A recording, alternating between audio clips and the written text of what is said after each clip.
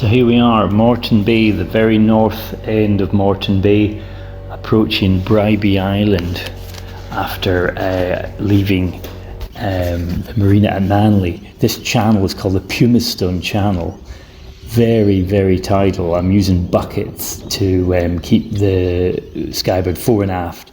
It's a volatile area, this island. There was a breakthrough last year where the sea broke through the island at the northern end. And I had a wild night there. The wind backed and I was on a lee shore. So I was very glad to get to see around the south end of Bribie Island and out to the Pacific, or if you want to call it the Tasman Sea within the Pacific.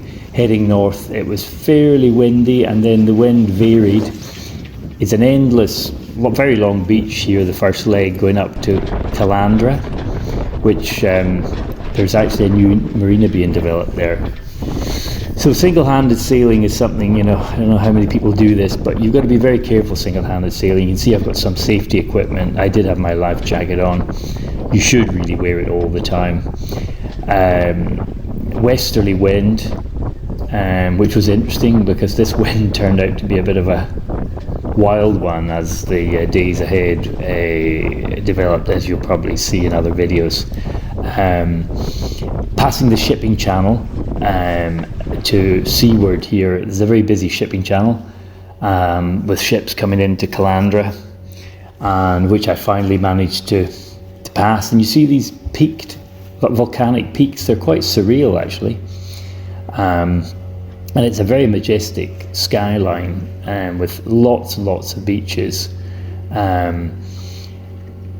Coming up further north now, the next major town was Mooloolaba, and by this stage I'm getting pretty tired because I've been had a sleepless night on anchor watch at Bribie Island at Bongaree, the town of Bongaree. Getting pretty tired, so I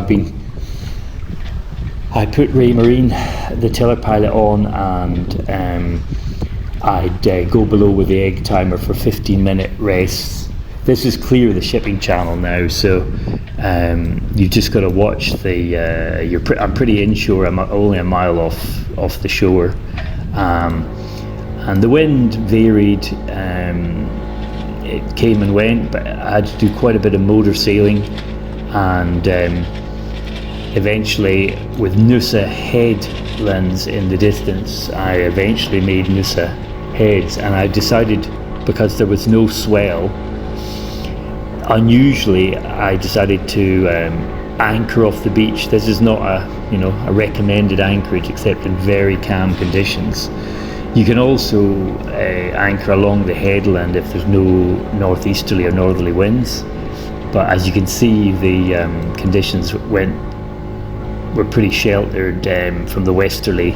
There was still a westerly blowing here, so it was an offshore wind, which is good for keeping the surf down on the beach. And so yeah, it was a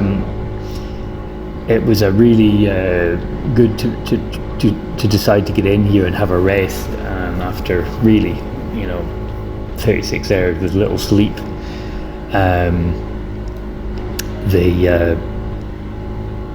The conditions for the days after were going to be varied, so I really needed to sleep, and so coming along the Noosa Peninsula with the town of Noosa in the distance, and we're heading west here as I douse all the sails and get Skybird's anchor out. I use 3 anchors on Skybird. I've got a Danforth, like a 25-pound Danforth, a 20-pound CQR and a 15-pound CQR. So it's pretty good, and yeah, the rum was well earned. And next morning was fun.